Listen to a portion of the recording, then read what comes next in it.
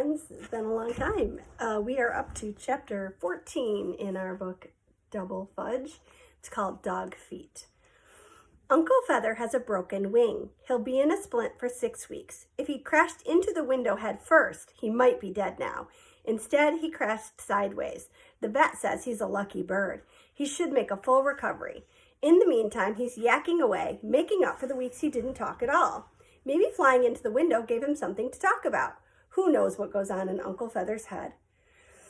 I reached Dad on his cell phone, and he met us at the animal hospital. When he got there, Howie said, "Well, Tubby, your boys handled this very well. Peter showed he can think fast in an emergency situation, and Fudge was calm and helpful." Dad hugged Fudge and me. "I'm very proud of my boys, Howie." "You must be doing something right," Howie said, "although I can't imagine what it is." When we got back home, the apartment was neat and clean, not a sign of bird poop anywhere. Eudora was dressed and making sandwiches for lunch. Tootsie was napping, and Minnie was parked in front of the tube. "And I don't want to hear one word about it, Howie," Eudora said. "He's watching the Discovery Channel." "Discovery Channel," Howie said. "Well, at least this sounds educational."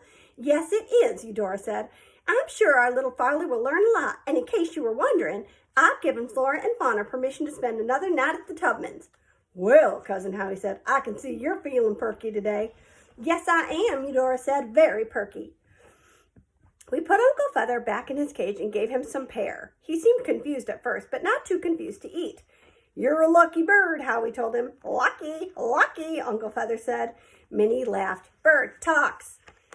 Cousin Howie held Minnie in his arms so he could see inside the cage. "You understand, don't you, that you can't let the bird out again?" Minnie didn't say anything. "If you don't understand," Howie said, "you can't come into Fudge's room to watch his bird." Minnie didn't say anything, but he licked the side of Cousin Howie's face. "Good," Howie said. "I'm glad you understand." That's it, I thought.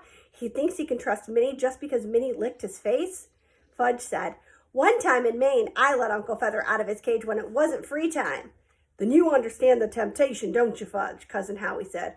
"And you don't blame our little Farley for what happened?" "Well, he shouldn't have done it," Fudge said. "You're right," Cousin Howie said. "Farley shouldn't have done it, but he's learned his lesson and he's never going to do it again. Isn't that right, Farley?" "Lucky bird," Minnie said. "Lucky bird, lucky, lucky." Cousin Howie," I said, "maybe we should have a rule that Minnie can only watch Uncle Feather when someone's watching him." "Ordinarily, I'd say that makes sense," Cousin Howie said, "but in this case, it's not necessary." "Minnie's not even 4 years old," I said, in case Cousin Howie needed reminding. "No matter," Cousin Howie said. "He understands." I could see there was no point in arguing with Cousin Howie. After lunch, Fudge pulled me aside and said, "Let's play a game, Pete. How about spit?" "No, thanks." It was a mistake for Sheila to teach him to play that card game. He thinks instead of calling out the word spit when he's out of hands, he's actually supposed to do it. He taught Richie Potter to play, and they wound up having a spitting contest. It was disgusting. "Okay," Fudge said, "then how about Monopoly?" "It's not Monopoly," I told him. "It's Monopoly. And you need more than 2 players to have a good game. Besides, you always steal from the bank." "Come on, Pete. I won't steal." He gave me his best little boy in the world look. "You promise?" I asked. "I promise." I gave in, figuring if ever he deserved a reward for good behavior, this was it. Besides, I knew the game would be over in less than an hour. Playing Monopoly with Fudge is like playing basketball with your dog. He really doesn't get it. His only interest is in owning Boardwalk and Park Place. "I'll buy that," he said when he landed on Park Place today. He already owned Boardwalk, but it was mortgaged. "Plus, I'll buy 2 hotels." "You can't build houses or hotels until you pay off your mortgage," I told him. "Anyway, you don't have enough money to buy anything." "Oh, yes, I do." He pulled a wad of fudge bucks from his pockets. "We only use Monopoly money when we're playing Monopoly." "Okay, then I'll just make a quick stop at the ATM." "There is no ATM in Monopoly." "Well, there should be," he argued. "Yeah, but there isn't," I told him. "Fine, I'll use my credit card." "What credit card?" "The one Grandma gave me." "Grandma gave you a credit card?" He pulled it out of his other pocket and waved it around. "Too bad she didn't give one to you, Pete." "Let me see that." I grabbed it out of his hand. "This card is 10 years out of date," I said. "Grandma should have thrown it away a long time ago." "I don't care," Fudge said. "Well, I do, and even if it was still good, you couldn't use it for Monopoly. This is a game, not real life." I took my turn and landed on Pennsylvania Railroad. I already owned it. Then it was Fudge's turn. As he shook the dice, he started to sing, "Oh, money, money, money, I love money, money, money." He threw the dice. Double fours. He moved 8 spaces and landed on community chest. He picked up a card. Second prize in a beauty contest, Pete. He held out his hand. $10, please. Then he threw the dice again. When Mom got home from work, Eudora had a big pot of chili simmering on the stove. And the table in the alcove was set for dinner. Mom looked surprised and pleased. Eudora said, "It's the least we could do. You've been so generous with us. And with the accident and all." "Accident?" Mom asked, and the expression on her face changed. "What accident?" "Oh, Anne," Eudora said, "I'm so sorry. I thought you knew." "Knew what?" Mom said, growing more worried. "Is everyone all right?" Fudge tore across the room and jumped into Mom's arms. "It's Uncle Feather, Mom. He broke his wing. He has to wear a splint for 6 weeks.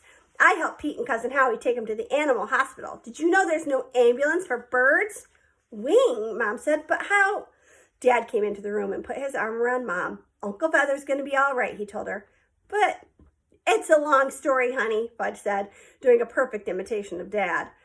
Before Dad had the chance to fill her in on what happened, the doorbell rang. "I wonder who that could be," Mom asked. She always says that instead of just opening the door and finding out for herself. While she was wondering, I went to the door, looked through the peephole, and caught a glimpse of Jimmy and his father.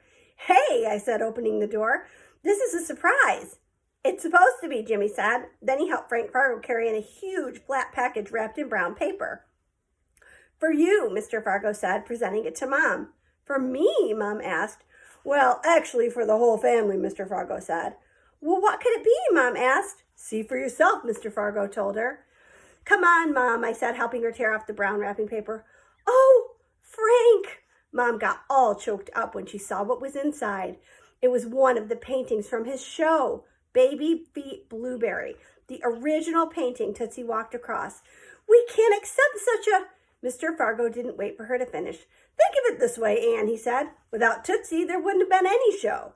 "That's just what Dad says," Fudge told Mr. Fargo. Dad turned red and laughed. "It's fabulous, Frank, and more than generous." "It would look perfect for over our living room sofa," Mom said. "We've been saving for a piece of art, but with money being so tight these days..." "What's tight money?" Fudge asked. "Never mind," Mom said.